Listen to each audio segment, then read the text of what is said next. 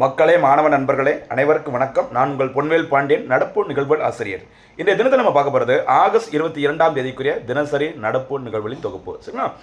நம்ம ஏற்கனவே பார்த்தீங்கன்னா நடப்பு செய்தியில் சிறப்பான முறையில் சமீப காலங்களில் போட்டித் தேர்வுகளில் அந்த புதிய சிலபஸில் எப்படிலாம் சப்ஜெக்டை லிங்க் பண்ணி கரண்ட் அஃபேர்ஸை கலந்து கொஸ்டின் கேட்குறாங்களோ அதன் அடிப்படையில் தேவையான விஷயங்களை சிறப்பான முறையில் தொகுத்து வழங்கிட்டு இருக்கிறோம்.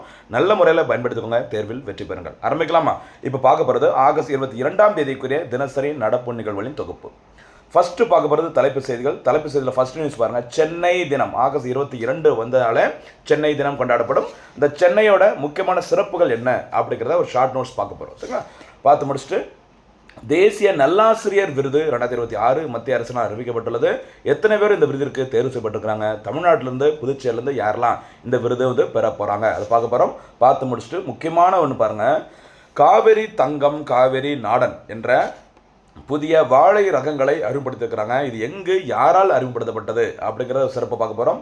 அடுத்து தேசிய வாழை ஆராய்ச்சி நிறுவனம் எந்த ஆண்டு உருவாக்கப்பட்டது, அது எங்கே இருக்குது அப்படின்னு சொல்லி பார்க்க போகிறோம். பார்த்து முடிச்சுட்டு முக்கியமான ஒரு திட்டம், இன்றைக்கி நியூஸ் பேப்பரில் வந்த திட்டம் யுவிகா திட்டம். யுவிகாங்கிற ஒரு ஷார்ட் நேம். இந்த திட்டம் யாரால் தொடங்கப்பட்டது, எதற்காக அப்படிங்கிறத நம்ம பார்க்க போகிறோம் கிளியராக. அடுத்து அகைன் ஒரு திட்டம், மொபைல் ஃபோன் உற்பத்தி திட்டம், MBMS என்று அழைக்கப்படும் இந்த திட்டம் இன்றைக்கி நியூஸில் வந்திருக்குது. நம்ம ஏற்கனவே பார்த்துருப்போம், கவனமாக எடுத்துக்கோங்க.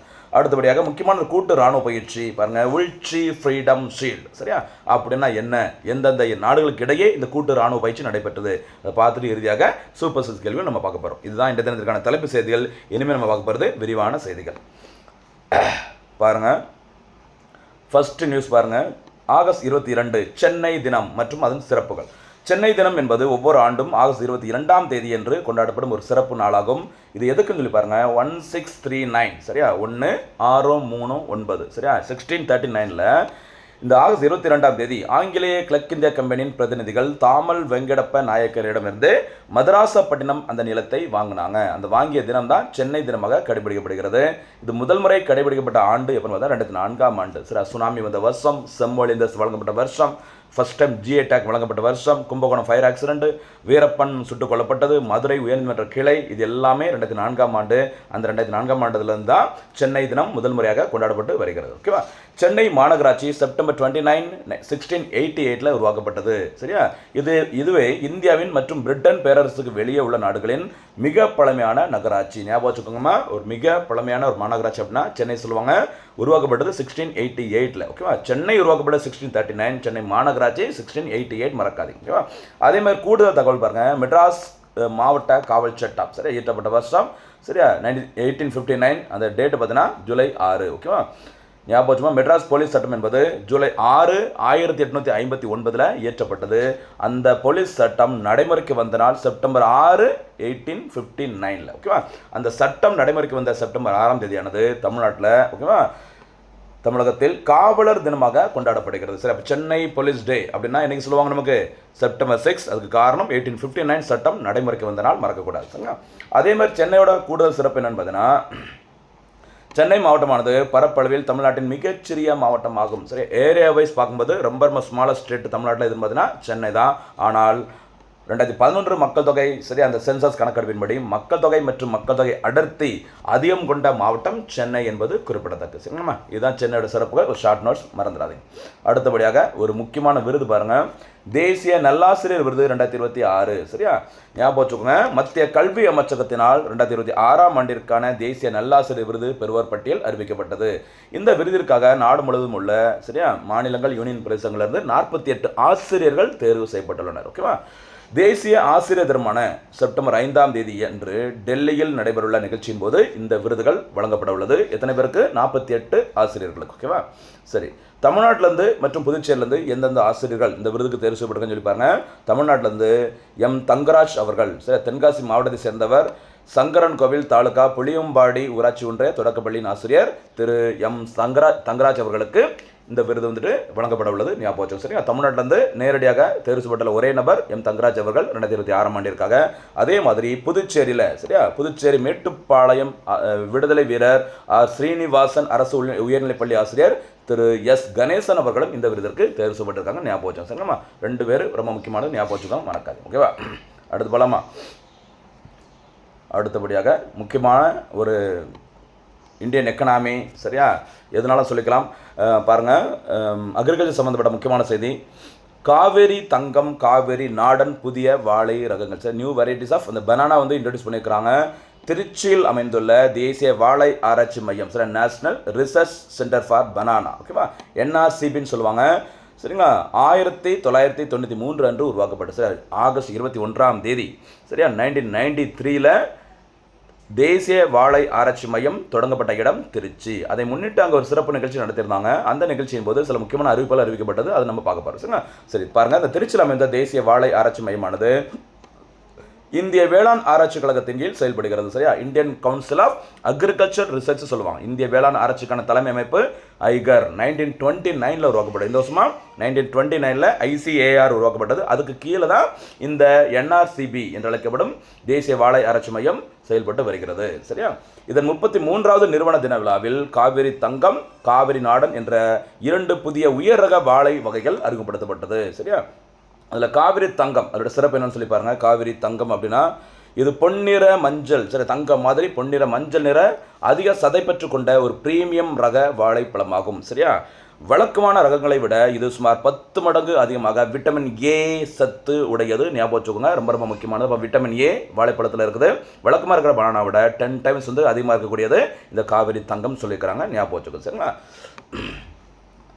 அடுத்தபடியாக அடுத்த ரகம் காவிரி நாடன். சரியா, இது பச்சை நாடன் வகை வாழையாகும். சாதாரண ரகங்களை விட இது கிட்டத்தட்ட 2 மடங்கு கூடுதல் மகசூலை தரக்கூடியது. சரியா, எக்ஸாம்பிள் கேட்கலாம், காவிரி தங்கம், காவிரி நாடன் சமீபத்தில் நியூஸில் வந்திருக்குது, அது என்னன்னு சொல்லி கேட்கலாம், கொஞ்சம் உஷாராக இருந்துக்கோங்க. சரிங்களா, அடுத்தபடியாக யூவிகா திட்டம். யூவிகா திட்டம் இன்னைக்கு நியூஸ் பேப்பரில் வந்தது பாருங்கள். யூவிகா, ஓகேவா, யுவ விஞ்ஞானி, சரியா, விஞ்ஞானி அல்லது விஞ்ஞானி காரியக்ரம், ஷார்ட்டா யூவிகா. யூவிகா திட்டம் என்பது விண்வெளி துறையில் இளைஞர்கள் மற்றும் பள்ளி மாணவர்களின் பங்கேற்பை ஊக்குவிப்பதற்காக இஸ்ரோ செயல்படுத்தும் ஒரு முதன்மை திட்டம். அப்போ யூவிகாங்கிறது யாருக்காக? இளைஞர்கள் மற்றும் பள்ளி மாணவர்களுக்கு அந்த அறிவியல் மீது, விண்வெளி ஆய்வு மீது, ஆராய்ச்சி மீது ஒரு ஆர்வத்தை தூண்ட வேண்டும். அதற்காக யாரால் தொடங்கப்பட்ட திட்டம்? இஸ்ரோ. ஞாபகம் வச்சுக்கோங்க. சரியா, இது என்ன சொல்லுவாங்கன்னா இளம் அறிவியலாளர்கள் திட்டம் அல்லது இளம் விஞ்ஞானிகள் திட்டம் சொல்லுவாங்க. என்ன சொல்லுவாங்க? யங் சயின்டிஸ்ட் ப்ரோக்ராம் அல்லது இளம் அறிவியலாளர் திட்டம் அல்லது இளம் விஞ்ஞானிகள் திட்டம் என்று அழைக்கப்படுகிறது இந்த யூவிகா திட்டம். இந்த திட்டம் அதிகாரப்பூர்வமாக 2019 ஜனவரியில் அறிவிக்கப்பட்டு முறைப்படி மே 17, 2019 அன்று தொடங்கி வைக்கப்பட்டது. சரிங்களா, இந்த திட்டத்தில் யார் சேர முடியும் அப்படின்னு சொல்லி பார்த்தீங்கன்னா, அங்கீகரிக்கப்பட்ட பள்ளிகளில் 9ஆம் வகுப்பு பயிலும் மாணவர்கள் இந்த திட்டத்திற்கு விண்ணப்பிக்க தகுதியானவர்கள். சரியா, இதில் யாருக்கு முக்கியத்துவம் கொடுக்குறாங்கன்னு சொல்லி பார்த்தீங்கன்னா, கிராமப்புற மாணவர்களுக்கு இந்த திட்டத்தின் கீழ் முன்னுரிமை வழங்கப்படும். சரியா, சரி, அப்படி தேர்ந்தெடுக்கப்பட்ட மாணவர்களுக்கு கோடை விடுமுறையில், சம்மர் ஹாலிடேஸில் பார்த்தீங்கன்னா 2 வார காலம் குடியிருப்பு பயிற்சி வழங்கப்படும். சரி, அங்கே வந்து எல்லாம் சுற்றி காட்டுவாங்க, இப்படிலாம் பண்ணுறாங்க அப்படிலாம் பண்ணுறாங்கன்னு சொல்லிட்டு அறிவியல் மீது, விண்வெளி ஆராய்ச்சி மீது மாணவர்களின் ஆர்வத்தை தூண்டுவதற்கு தொடங்கப்பட்ட திட்டம் தான் யூவிகா திட்டம். இஸ்ரோ 2019. எந்த ஸ்டாண்டர்ட் பசங்க இதில் வந்து அப்ளிகேஷன் போடலாம்? 9ஆம் வகுப்பு மாணவர்கள். ஞாபகம் வச்சுக்கோங்க. சரியா, அடுத்தபடியாக அகெயின் ஒரு திட்டம் பாருங்கள், மொபைல் ஃபோன் உற்பத்தி திட்டம். சரி, MBMS, ஓகேவா, மொபைல் ஃபோன் மேனுஃபேக்சரிங் ஸ்கீம், ஷார்ட்டா MPMS சொல்லுவாங்க. சரியா, எங்கும் ஃபோன் எதிலும் ஃபோன் அப்படின்னு ஆயிடுச்சு. அதனால் மொபைல் ஃபோனோட உற்பத்தியை அதிகரிக்க வேண்டும் அப்படின்னு சொல்லிட்டு மத்திய அரசால் தொடங்கப்பட்டது தான் இந்த MPMS திட்டம். MPMS திட்டம் என்பது இந்தியாவில் மொபைல் ஃபோன் தயாரிப்பை அதிகரிக்கவும் உள்நாட்டு வர்த்தகத்தை மேம்படுத்தவும் மத்திய அமைச்சரவையால் தொடங்கப்பட்ட ஒரு மொபைல் ஃபோன் உற்பத்தி திட்டம் ஆகும். சரியா, இந்த திட்டத்திற்காக ஒதுக்கப்பட்டுள்ள நிதி ஒதுக்கீடு எவ்வளோன்னு பார்த்தீங்கன்னா 62,500 கோடியை நிதியாக மத்திய அரசு ஒதுக்கீடு செஞ்சிருக்கிறாங்க. அதே மாதிரி இந்த திட்டத்தின் முக்கியமான சிறப்பம்சம் என்னன்னா, 2026-27 முதல் 2030-31 வரை 5 ஆண்டுகளுக்கு இந்த திட்டம் செயல்படுத்தப்படும் சொல்லியிருக்கிறாங்க இந்த நிதி உதவியை கொண்டு. ஓகேவா, திட்டத்தின் சிறப்பு அம்சங்கள் என்னெல்லாம் சலுகைகள் கொடுக்குறான்னு சொல்லி பாருங்க. விற்பனையின் அடிப்படையில் 2.25% முதல் 5% வரை ஊக்கத்தொகை வழங்கப்படும். சரியா, அது உள்நாட்டின் முக்கிய பொருட்களை வாங்குபவருக்கு கூடுதல் ஊக்கத்தொகை வழங்கப்படும். வடிவமைப்பு மற்றும் ஆராய்ச்சி பணிகளுக்காக சரியா 3% வரை சிறப்பு ஊக்கத்தொகை வழங்கப்படும் அந்த செல்போன் தயாரிக்கிறவங்களுக்கு. சரிங்களா, சூப்பரான திட்டம், வெற்றாது. அடுத்து முக்கியமான ஒரு பாதுகாப்புத்துறை சம்பந்தப்பட்ட செய்தி, உல்ச்சி. சரியா, உல்ச்சி ஃப்ரீடம் ஷீல்டு அமெரிக்காவும் தென்கொரியாவும் இணைந்து நடத்தும் ஒரு வருடாந்திர கூட்டு இராணுவ பயிற்சி. அதுக்கு பேர் தான் சொல்லுவாங்க உல்ச்சி ஃப்ரீடம் என்று அழைக்கப்படுகிறது. சரியா, அதே மாதிரி வசந்த காலத்தில் இந்த ஸ்ப்ரிங் சீசனில் பார்த்தீங்கன்னா இந்த 2 நாடுகளுக்கு இடையே, சரி, அமெரிக்கா மற்றும் தென்கொரியா நாடுகளுக்கு இடையே நடைபெறும் முக்கியமான ஒரு கூட்டு இராணுவ பயிற்சி ஃப்ரீடம் ஷீல்டு. சரியா, ஃப்ரீடம் ஷீல்டு ஞாபகம் வச்சுக்கோங்க. இது ஏன் சொல்லுது அப்படின்னா, அமெரிக்காவும் தென்கொரியாவும் இந்த உல்ச்சி ஃப்ரீடம் ஷீல்டுங்கிற அந்த கூட்டு பயிற்சி தொடங்கினாங்க. சரியா, வடகொரியா அதுக்கு எதிர்ப்பு தெரிவித்து சில விஷயங்களை அவங்களும் சோதனை பண்ண ஆரம்பிச்சதுனால அந்த பயிற்சி முடிகிறதுக்கு ஒரு 6 நாட்களுக்கு முன்பாகவே, சரியா, முடிய வேண்டிய ஒரு 6 நாட்கள் இன்னும் நடக்க வேண்டியது 6 நாட்களுக்கு முன்பாகவே இந்த பயிற்சியை வந்து முடிச்சிட்டாங்க அமெரிக்காவும் தென்கொரியாவும். வடகொரியாவுக்கு பயந்து அப்படிங்கிற மாதிரி பேப்பரில் போட்டிருந்தாங்க. சரியா, பார்த்துக்கோங்க. செய்தியில் வந்ததுனால இது எந்த நாடுகளுக்கு இடையே நடைபெறும் கூட்டு பயிற்சின்னு சொல்லி கேட்கலாம். கவனமாக இருந்துக்கோங்க. ஃப்ரீடம் ஷீல்டு அப்படிங்கிற வார்த்தை வந்ததுனால மேக்ஸிமம் இது அமெரிக்கா சம்மந்தப்பட்டதாக இருக்கும். கொஞ்சம் கவனமாக இருந்துக்கும். சரியாம்மா. அடுத்தபடியாக இன்றைய தினத்திற்கான சூப்பர் சக்ஸ் கேள்விகள். முதல் சூப்பர் சக்ஸ் கேள்வி, சென்னை மாநகராட்சி எப்போது உருவாக்கப்பட்டது? இரண்டாவது சூப்பர் சக்ஸ் கேள்வி, தமிழக காவலர் தினம் எப்போது கடைபிடிக்கப்படுகிறது?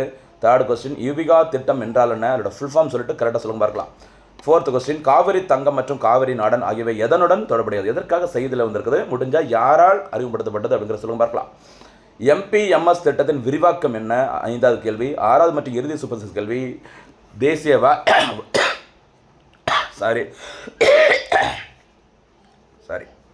தேசிய வாழை ஆராய்ச்சி மையம் எங்கு அமைந்துள்ளது? இதற்கான பதில்களை வீடியோ ஃபுல்லாக பார்த்துட்டு சூப்பராக பதில் சொல்லுங்கள். தேர்வில் வெற்றி பெறுங்கள்.